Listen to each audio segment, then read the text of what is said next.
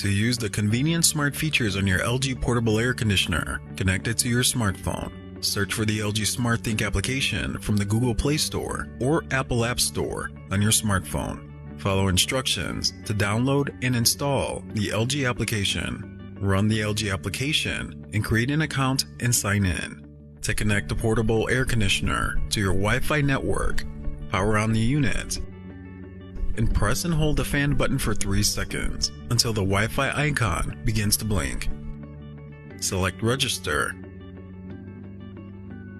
Then select Air Conditioner from the list of available smart appliances.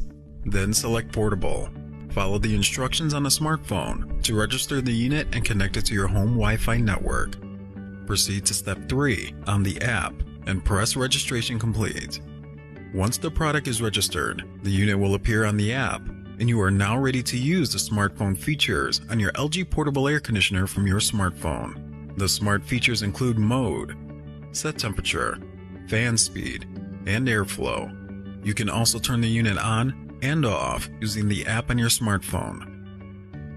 Stay cool all year round with your new LG portable air conditioner.